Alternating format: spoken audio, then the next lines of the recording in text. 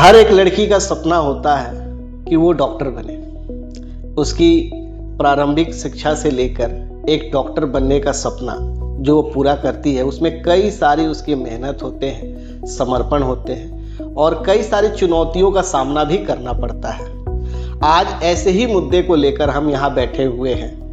जैसा कि आपको पता है कि हम अपने पॉडकास्ट में अलग अलग विषय पर अलग अलग डॉक्टर के साथ बैठते हैं और बात भी करते हैं। इससे पहले कि मैं अपने पॉडकास्ट की शुरुआत करूं, मैं आपको बता दूं कि आप देख रहे हैं हमारा पॉडकास्ट डॉक्टर की बात और मैं हूं रंजन। आज हमारे साथ जो गेस्ट बैठी हुई हैं, बिहार के सिल्क सिटी से जाने जाने वाला शहर भागलपुर से हैं।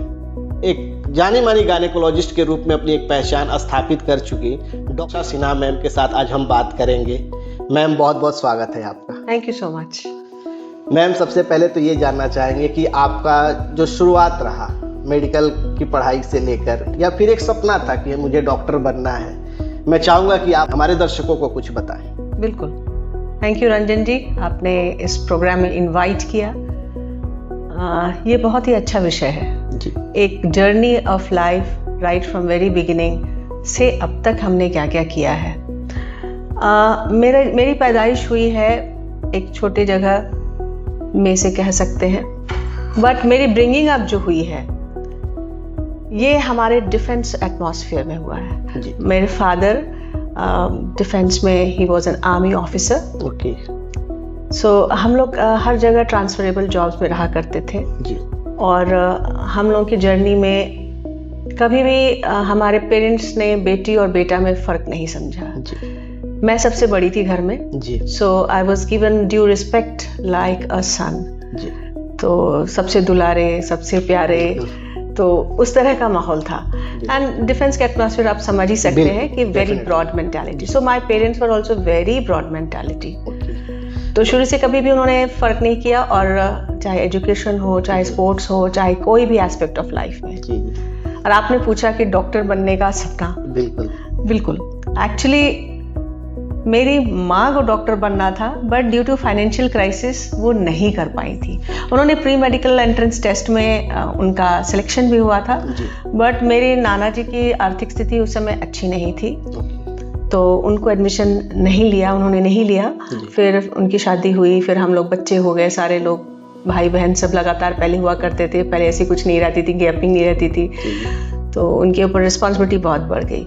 तो मेरी नानी और मेरी माँ का सपना था कि एक डॉक्टर घर में होना चाहिए। बिल्कुल, बहुत ही ज़्यादा उनकी उम्मीदें थी मेरे साथ में कि नहीं, इसको डॉक्टर ही बनना है। तो इसके अलावा मैंने कुछ सोचा ही नहीं। somehow I was not very much interested। मेरी रुझान ज़्यादा इंजीनियरिंग की तरफ थी।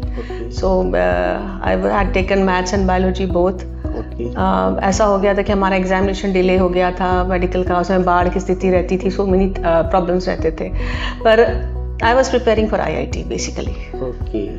इन द मीन वाइल पता चला एग्जामिनेशन के डेट आ गए, तो पढ़ के दे दिया तो हो गया, क्वालिफाई कर गए, because we had prepared for everything. बिल्कुल। तो जब सिलेक्शन हो गया तो पेरेंट्स वर वेरी हैप्पी कि अरे डॉक्टर बन गए पार करके ठेल दिया। पूरे परिवार में एक मतलब खुशी का माहौल। हाँ जी, बहुत ज़्यादा। एंड मेरी माँ तो कितनी खुश थी कि मैं बता नहीं सकती।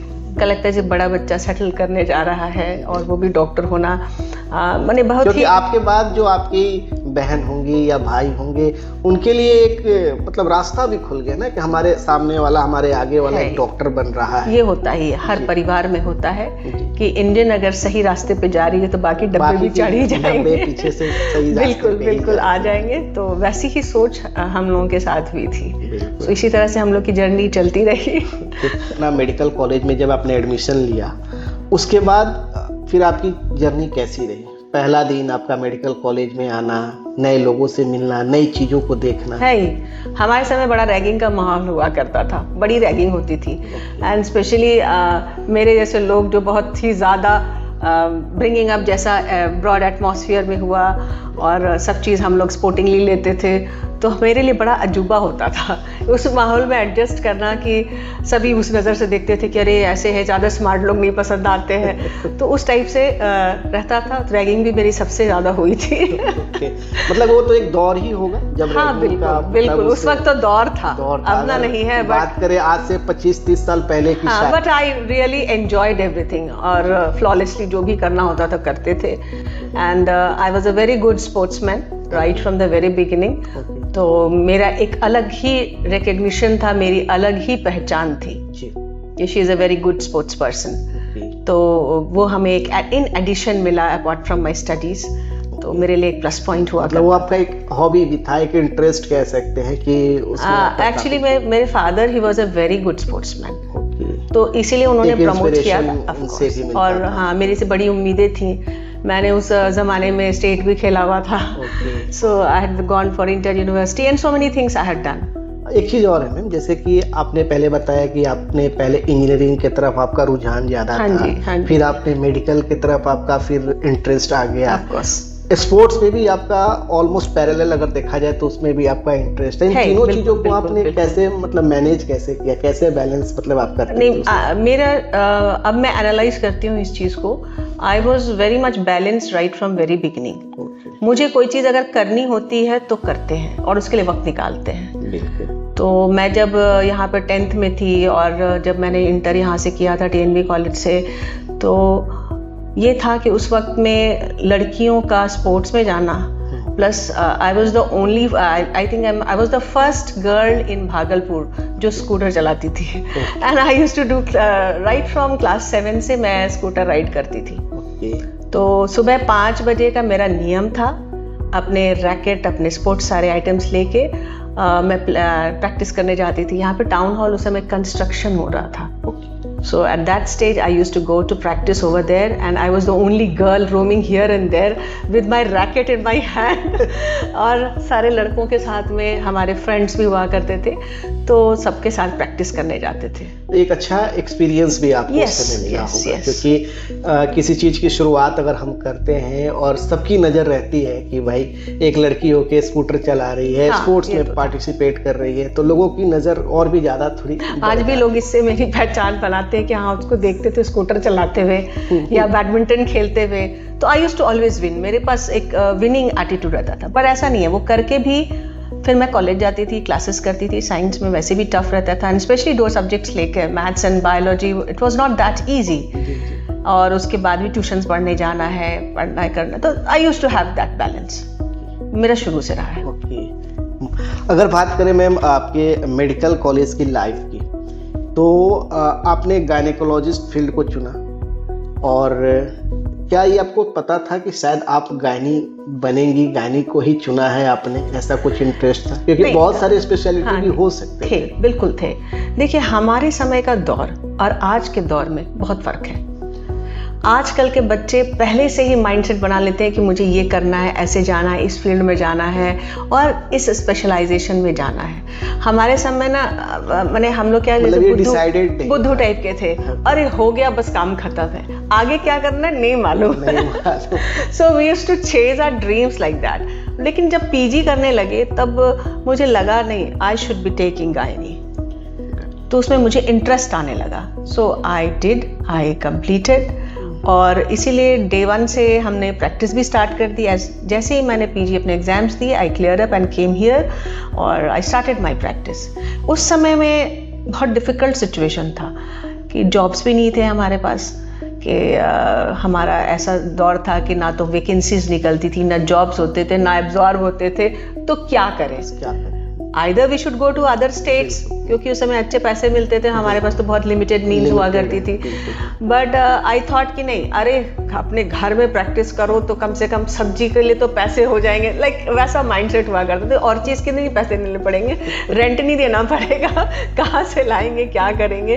तो I started practising from day 1। मैंने उसी हिसाब से ही अपनी पीजी की पढ़ाई भी की, और हमारी मेंटर, हमारी गाइड, हमारी गुरु डॉक्टर शांति HK सिंह पटना में थी, तो she is like God to me. उनसे मैंने बहुत कुछ सीखा मैं उनके नर्सिंग होम में शिफ्ट कर गई थी और उनके साथ दिन रात वर्क करते थे। अपने पीजी के भी करती थी मैं साथ में, और जब वक्त मिलता था मैडम के साथ एसोसिएटेड रहते थे day night. So I used to follow her like anything. वही चीज़ मैं आज भी वही करती हूँ कि अपने प्रैक्टिस में भी उसको मैंने इनकलकेट किया कि I was so much influenced by हर। इतनी अच्छी थी, मदरली फिगर थी हमारे लिए, बहुत मानती थी हमें, और मैं उनका बहुत आदर करती थी, बहुत आदर करती थी। तो मैम जैसे आपने अपना पीजी जब कंप्लीट किया, पीजी कंप्लीट करने के बाद मोस्टली सभी लोग प्रैक्टिस में, या पीजी के पहले भी बहुत सारे लोग प्रैक्टिस करना स्टार्ट कर देते हैं। जब आपने भागलपुर में आज से 25 साल पहले प्रैक्टिस करना स्टार्ट किया था, उस समय का जो माहौल था, या अगर कहें उस समय जो पेशेंट के क्लास जो हुआ करते थे, और आज 25 साल के बाद कुछ आपको अंतर दिखता है? बहुत फर्क पड़ा है, बहुत ही ज़्यादा फर्क पड़ा है। हमें तो वो बोलते हैं ना कि लूर ही नहीं था प्रैक्टिस करने का, but I started and because I had learn so many things, इसलिए मेरा कॉन्फिडेंस लेवल हमेशा शुरू से हाई रहा है। I was never dependent on any one कि मुझे किसी की ज़रूरत पड़े, क्योंकि मैं सोच कर ही आई थी मेरे आगे पीछे कोई नहीं है। I have to be doing everything by myself. तो मैंने यहाँ पे शुरुआत की। डिफ़िकल्टीज तो बहुत थी, चैलेंजेस तो बहुत चैलेंजेस, नो सपोर्ट्स, बहुत सारे फैक्टर्स वर्क करते हैं प्रैक्टिस में। बट शुरू से हमारा एक अपना जो एक अंतरात्मा थी कि नहीं करेंगे, गलत काम नहीं करेंगे, करेंगे तो सही ही करेंगे, जो होगा देखा जाएगा। और मैं अपने नसीब पे बहुत मैंने मुकद्दर पे बहुत ही भरोसा करती हूँ। मैं हमेशा यही सोचती हूँ अगर मेरे मुकद्दर में होगा तो जरूर आएगा, अपने आप ही आएगा। सो मैं इस पे डेस्टिनी पे बहुत फेथ रखती हूँ, शुरू से रखी हूँ। तो बट डेस्टिनी के साथ साथ आपका जो वो अटेम्प्ट था, आपका जो प्रयास था, कंटिन्यू मरीज से मिलते रहना, उनके प्रति पूरा समर्पण की भावना रखना, शायद मुझे लगता है कि वही समर्पण, वही मेहनत आज आपको इस मुकाम तक लेके आया। एक्चुअली ना मैं अपने पेशेंट के साथ बहुत कनेक्टेड हो जाती हूँ। मुझे पेशेंट के नज़रिए से नहीं, एक पर्सन के इससे कि वो तकलीफ में है, what are their problems and what needs to be sorted out. I just keep on finding solutions. हर लोग इतने आते हैं, हमारा काम ही है पब्लिक डीलिंग, सो वो हमारे पास आते ही हैं इसलिए कि उनके प्रॉब्लम्स रिलीव्ड हो जाए। हाउ एंड कैसे क्या करना है, that I have to think. तो समय देना, वक्त देना बहुत ज़रूरी है, चाहे आप ज़्यादा प्रैक्टिस करें या कम करें। उम्मीद से आते हैं, एक भरोसा से आते हैं। Of course you need to be connected. Definitely आपको जब तक नहीं कनेक्टेड होइएगा तो आप उसको ट्रीट कैसे कीजिएगा। कहते हैं ना कि डॉक्टर के पास जाने से आधी प्रॉब्लम तो ऐसी दूर हो जाती है, आधी प्रॉब्लम ऐसे ही दूर हो जाती है। And we are human beings. तो अभी नारा चलता है ना कि let's be human, we are humans. हम लोग कंपैशनेट होके पेशेंट्स को देखना चाहिए, सब कुछ करना चाहिए, टाइम दीजिए, सब कुछ कीजिए। समटाइम्स हमारे पास वक्त नहीं रहता है, but still we try to. बहुत सारे उस समय सामाजिक कुरीतियाँ ऐसी भी चलती थी, जो लोग अक्सर कहते थे कि लड़कियों को पढ़ाना क्यों जरूरी है।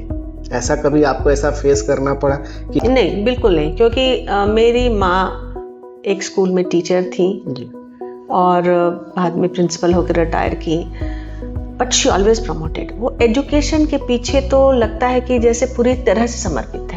पढ़ो, कोई भी फील्ड में कोई आए, तुम पढ़ो, तुम अच्छा करो, आगे जाओ। ये कभी नहीं कहती थी कि टॉप करो। तो फैमिली से ही मिलता है, फैमिली से ही, क्योंकि हमारे यहाँ जो है हम लोग तो कायस्थ परिवार को बिलोंग करते हैं और सभी एजुकेशनिस्ट ही रहते हैं। इस चीज़ का मोटिवेशन शुरू से मेरी माँ की तरफ से बहुत आया। She always use to motivate, और हमेशा फॉर्म भरना है, ये करना है, ये एग्ज़ाम देना है। मैं आपको बताऊं कि उनकी जो सोच थी वो आज से 100 साल आगे थी। Was the force behind us. तो ये हमेशा उनका मोटिवेशन करना। मैंने बताया ना कि एक चीज़ और बड़ी देखते थे उनकी कि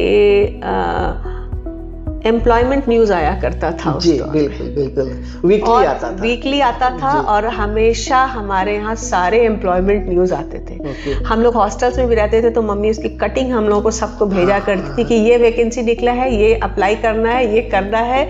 और बेड के नीचे पूरी एम्प्लॉयमेंट न्यूज़ भरी रहती थी। जब घर आते थे देखते थे employment news. She used to read and find out what next. चाहे वो किसी भी, मेरी सिस्टर मैनेजमेंट करी है तो उसके लिए क्या ऑप्शंस है, मतलब मेरा भाई है इंजीनियर है, सिस्टर भी इंजीनियर है, तो उनके लिए क्या ऑप्शंस है, कहाँ वैकेंसीज है, कैसे अप्लाई करना है, इसमें जाना है. She used to be constantly working behind that. जो हमें नहीं समझ आता था अब समझ में आता है, लाइक इम्पोर्टेंस उसकी क्या रहती थी. एक महिला डॉक्टर बनने के रास्ते में आपको कौन सी कठिनाई का सामना करना पड़ा, अगर आपके पूरे मेडिकल एजुकेशन की बात करें तो? शुरुआत के दौर में जहाँ कॉलेज की बात करें तो फीमेल्स को बहुत सहना पड़ता था, which I never used to like it, और हमेशा हमने इस चीज़ को कंडेम किया है. तो एक्चुअली है क्या कि समाज में तो बहुत सारी प्रॉब्लम्स होती हैं फीमेल्स लेके, but if your head is high, if your heart is strong and you are, आपके कैरेक्टर स्ट्रॉन्ग है तो कोई आपको कुछ नहीं दिखा सकता है. Nobody can. आप देखिए इंदिरा गांधी का एग्जाम्पल लीजिए, मैडम को कोई हिला सका नहीं. So whenever you take examples of the ladies, the strong ladies in our society, तो हमेशा उनका हेड हाई रहा, मोटिव क्लियर रहा. दैट इज वाई वो लोग इतने हाइट्स पे गए. तो इसीलिए आई डोंट थिंक सो इतना बड़ा ये चैलेंज है. ये हमारी सोच ही है जो हमें नीचे ले जाएगी या ऊपर ले जाएगी. And your mindset should be very clear. कोई नहीं हिला सकता है.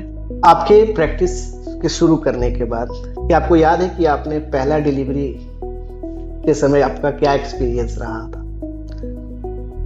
डिलीवरी के समय एक्सपीरियंस बोलेंगे तो सब हंसने लगेंगे.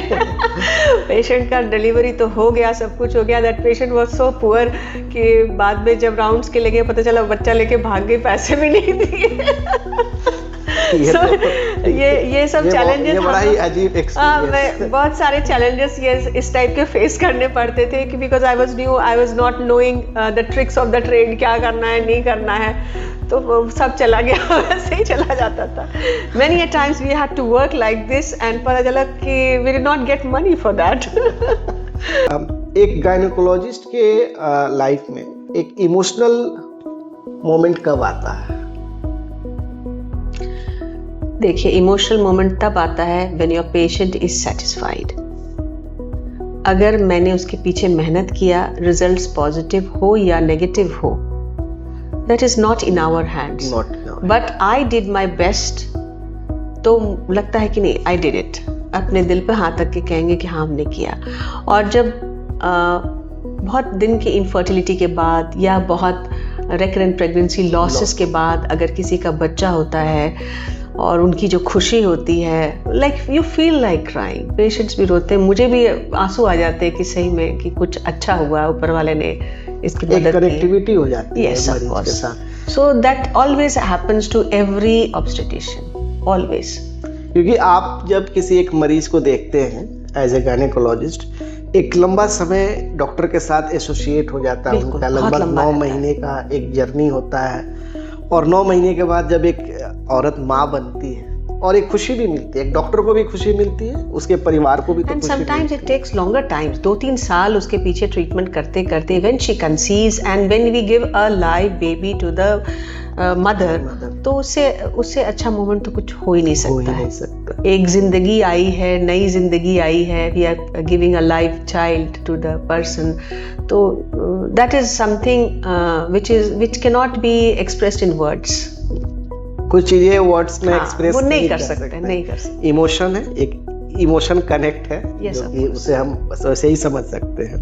कि इस फील्ड में, खासकर गायनेकोलॉजी के फील्ड में, मेंटल प्रेशर भी कभी कभी आप लोग को हो सकता है. बहुत ज़्यादा होता है, बहुत ज़्यादा होता है.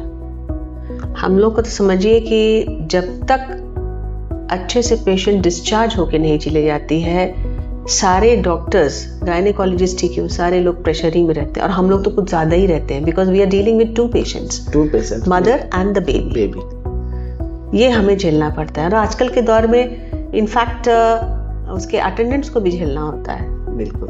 सभी चीज़ अच्छा होगा ये तो हमारे हाथ में नहीं है. हम सिर्फ अपना बेस्ट दे सकते हैं. अब आपके नसीब में क्या है ये मुझे नहीं मालूम, ये किसी को भी नहीं मालूम है. But always we are in tension जब तक कि हो नहीं जाता है सही से. कई बार हम लोग प्रॉब्लम से भी लैंड करते हैं. सारी चीजें सोचेंगे हमारे हिसाब से चले, ऐसे होता ही नहीं है। Because there are lot of complications every time, pre operative, per operative, कभी भी एट सडन कभी कुछ भी हो सकता है, एनीथिंग कैन हैपन। सो जब तक वो नहीं हो जाता है then we are in pressure. कभी कभी रात भर हम लोग सो नहीं पाते हैं कि क्या हुआ नहीं हुआ, कोई ऐसा complicated case. Even after delivery may be the cases of PPH, ये जो इतने सारे प्रॉब्लम्स हैं, एंड पीपीएच तो पता नहीं हम लोग के लिए काल है। ये बोलते हैं ना, यमराज टाइप से खड़ा रहता है कि every time I standing there. माँ और बच्चा दोनों सुरक्षित नहीं निकल जाते हैं, वो हमेशा एक मेंटली प्रेशर बना रहता है। ये बहुत जरूरी पीपीएच के केसेस में खासकर सबसे ज्यादा पीपीएच के लिए। So we have to be alert, और I think if you are alert in every respect with your staffs and yourself, अगर आप अलर्ट हैं तो मैक्सिमम केसेस आप सेफली निकाल सकते हो। But sometimes you land in trouble, तभी तो कॉम्प्लिकेशंस होते हैं। बिल्कुल। So we have to be prepared for everything. Definitely. आपके पास हजारों मरीज आते हैं, मगर आज भी एक चीज देखा जाता है कि जब भी महिलाएं डॉक्टर से मिलती हैं, खुलकर अपनी बातों को कह नहीं पाती। देखिए, निकलवाना तो एक आर्ट है ना। आपकी practice, this is a mixture of science and arts. बिल्कुल। You should be smart enough to catch her words. बोलना चाहती है, आपको बॉडी लैंग्वेज समझ में आना चाहिए। एंड मैंने कहा ना, टाइम आप दीजिएगा, आप सब समझ जाइएगा। पेशेंट हमारे क्लिनिक में एंटर जैसे करती है मेरे चेम्बर में, आई जस्ट अंडरस्टैंड कि वो क्या कहना चाह रही है या कुछ ऐसा बोलना चाह रही है, but suddenly she stops herself. So this is an indication where I should catch her, and आप इतनी प्राइवेसी दीजिएगा तो बिल्कुल बोलेगी। बट कभी कभी क्या होता है कि उनको जो चीजें बोलना है ना, वो बोल नहीं पाते। समटाइम्स ये होता है, तो आई जस्ट सजेस्ट कि आप लिख कर लाओ। इवन दो अगर कभी कभी होता है कि हम नहीं बोल पा रहे हैं या कह नहीं पा रहे हैं या भूल गए, तो क्या है भाई, इंसान ही है, तो भूल गए। मैं नेक्स्ट टाइम पे राइट इट डाउन, या तुम्हें याद भी आ जाता तो मुझसे पूछ लो ना, कोई प्रॉब्लम नहीं है। मुझसे नहीं पूछोगे तो किससे पूछोगे? बिल्कुल। क्योंकि हम लोग सिर्फ मेडिकल ट्रीटमेंट नहीं करते हैं, उसके इमोशनल एस्पेक्ट्स को भी लेके चलते हैं। बिल्कुल, लेके चलना ही चाहिए, तभी वो हमारे पास खुलती है, तभी वो कॉन्फिडेंस में रहती है, तभी वो बताना भी चाहती, शेयर भी करती है। बहुत सारे पर्सनल प्रॉब्लम्स भी आके लोग शेयर करते हैं। आई जस्ट कीप लिसनिंग, बोल लो, मन का गुबार निकाल लो, उसके बाद ट्रीटमेंट तो हम करेंगे ही तुम्हारी। बट हाँ, एक चीज और है कि आप जब भी अपने डॉक्टर से मिले, अपने पुराने जो भी बीमारी की दवा खा रही हैं, जो भी आपके हिस्ट्री हैं, इवन कि हर डॉक्टर्स के पास काउंसलिंग की जाती है, हिस्ट्री ली जाती है, एक एक चीज़ों को बहुत क्लैरिटी के साथ आपको बताना जरूरी है। अगर आप नहीं बताएंगे तो हो सकता है कि आप जिस बीमारी का इलाज कराने आए हैं, कुछ और बीमारी भी लेके जा सकते हैं। तो ये चीज़ें जो है बहुत क्लैरिटी के साथ अपने डॉक्टर को इनको शेयर करना भी चाहिए। कभी इंटरनेट के ज़माने में कई लोग पढ़ के भी आते हैं। बिल्कुल आते हैं, क्या सभी ये के पास। क्या ये मतलब अच्छा इम्पैक्ट अभी आ रहा है सोसाइटी पे, सोशल मीडिया का? आई कैन से चेंजेस तो हमेशा से होती रही है सोसाइटी में, and we need to adapt to these changes. आज इंटरनेट है, कल कुछ और रहेगा, परसों कुछ और रहेगा, तो हम लोग अपने आप को मोल्ड करते हैं इंटरनेट से। Definitely you get a lot of information, but many a times ये सही भी नहीं होता है, गलत इंफॉर्मेशन लेके आते हैं। तो इन चीज़ों को दूर करना भी हमारा काम है। अगर इंटरनेट के जरिए डॉक्टर ही बन जाएंगे तो फिर हमारी एक्सपीरियंस किस बात की, और हमने क्यों पढ़ाई की है? इतने साल हाँ, यही बात है कि आप थियोरेटिकली जो है बहुत जगह से इंटरनेट में क्या है, सब जगह से इंफॉर्मेशन लोडेड अप है। Now what you have to choose is that you have to decide. तो कब उस तरह के पेशेंट्स भी आते हैं गूगल पे रिलाई करके, ये ऐसे वो ऐसे, तो दिमाग खाली करना भी हमारा काम है। वो कहते हैं ना, little knowledge is very dangerous. तो आप जो देख के आते हैं, आप जो चीज़ों को पढ़ के आते हैं, वो बहुत ही शॉर्ट एंड क्रिस्प होता है, बट उसको अगर डेप्थ में समझना है तो आप अपने डॉक्टर से खुल के बात करें। But many a times it is very confusing for us also. हम लोग भी कोई अगर मैटर अगर सर्च करते हैं, कहाँ से शुरुआत करते हैं, कहाँ चले जाते हैं, पता ही नहीं चलता है, और अपने ट्रैक को लूज कर जाते हैं। इसी तरह से लोग कैरिड अवे हो जाते हैं। सो select those information which is just required, और ज्यादा चीज को आप मत, जैसे छोटी करने की जरूरत नहीं, कि ये कर सकते नहीं कर सकते, नेट में ये एक्सरसाइज लिखा है, ये किया है, वो किया है, very few short things are needed to be known, और हम लोग गाइड करते हैं उसके लिए। तो वही मैंने कहा ना, दिमाग भी खाली करना हमारा काम, एक नया वर्क हो गया है। मतलब जो आप बीमारी के साथ तो आते ही हैं, बट जो यहाँ पे भरे रहते हैं, बहुतों के रहते हैं, उसको भी निकालने का जो इलाज है ना, वो भी डॉक्टर को ही करना पड़ता है। यस ऑफ कोर्स, बोले ना ये सब आर्ट है, how to extract these things, और उससे फ्री पहले कर देते हैं। जो लड़कियां अभी डॉक्टर बनना चाहती हैं, उनके लिए आपका क्या संदेश होगा? Yes, I have come across many girls, हम चूँकि मेडिकल कॉलेज में भी हैं, पढ़ाते भी हैं, तो आजकल एक नई चीज़ देखने मिल रही है कि लड़कियां गायनी नहीं लेना चाहती हैं। इसलिए क्योंकि नाइट ड्यूटीज नहीं करना पड़ेगा, रात में उठना नहीं पड़ेगा, ज़्यादा मेहनत नहीं करना पड़ेगा, ज़्यादा काम नहीं करना पड़ेगा। तो मेरा तो यही है कि see, if your passion is towards different branch, opt for it, go for it. शुरू से आप पैशनेट हो तो करो, लेकिन इसको ओमिट मत करो। अगर ये जिम्मेदारी हम अपने ऊपर से हटा देंगे तो कौन लेगा ये जिम्मेदारी बन के। और गायनी और ऑब्स्टेट्रिक्स के जो मायने हैं, जो पहले हुआ करते थे, अब बिल्कुल चेंज हो गया है। I think many branches have merged into gynae. We can do ultrasound, we can go for IVF, we can go for laparoscopic surgery, we can go for robotic surgery, कुछ भी कर सकते हैं भाई, बहुत चीजें हैं, इतनी चीजें हैं कि वक्त ही नहीं मिले। समागम हो गया है इसमें हर ब्रांचेस का, so we can opt for that. So you need to justify. और बच्चे पैदा करना या डिलीवरी हो या जो भी काम है हमारे एज एन ऑब्स्टेटिशियन, इसको खुशी खुशी करना चाहिए, चैलेंजेस को फेस करना चाहिए। हम सोच रहे हैं कि आज मैं ले लूँ रेडियोलॉजी ले लिया या ये ले लिया, ब्रांचेस ऑफ थैल ले लिया, तो I am free from everything. नहीं, you are never free from anything. You need to keep updating yourself, you need to progress yourself, और हमेशा कुछ ना कुछ करते रहना पड़ता है। इसलिए कोई भी ब्रांचेस विदाउट चैलेंजेस नहीं है। इसलिए मैंने कहा ना कि ऐसा नहीं है कि अब हम इसको छोड़ देंगे। बहुत सारे गायनिक्स को मैंने देखा कि I don't want to become an obstetrician, night duty नहीं करनी, so I want to become an IVF specialist. Yes, you do become an IVF specialist, very good if you are just interested, but ऐसा नहीं है। तो हम अपनी जो पुरानी चीजें हैं वो छोड़ के कैसे आगे बढ़ जाएंगे? This is the basis, this is the thing that we should. And इससे अच्छा मोमेंट कहीं नहीं आता है जब बच्चा पैदा लेता है and you are handing over that baby to the mother and see the tears in the mother's eye. उससे बड़ा तो सुकून कहीं नहीं मिलता है, चाहे मैं किसी भी ब्रांच में चली जाऊँ। सो अ लाइव बेबी को मैं हैंड ओवर करते हूँ, तो like this is the most beautiful moment जिसको कह सकते हैं कि इतनी खुशी मिलती है देख के। तो इसीलिए मेरा तो यही रहता है कि I just tell everyone कि go for it, face the challenges. We are there, human beings face challenges in everything. So इसलिए इसको discard नहीं करिए, please don't discard. This is such a beautiful branch. I love it. आपकी जिंदगी का सबसे proud moment क्या है? मेरा प्राउड मोमेंट, एक मोमेंट था मेरी लाइफ में जो I felt very proud of it. वो मेरे बेटे के सिलसिले में था। He was a very, very bright student in his school, topper of all 5 sections. Okay. So when he was in, I think he was in class 4th. Okay. और वो Olympiads में देने में बहुत इंटरेस्टेड रहता था। He used to win all the prizes there, medals, खाली gold medals जमा करता था, मैथ्स हो, कंप्यूटर्स हो, इंग्लिश हो। So always he used to get very good ranks. तो एक दिन सडनली स्कूल में गया था और इसके और बहुत सारे एक्टिविटीज़ में भी वो पार्टिसिपेट करता था।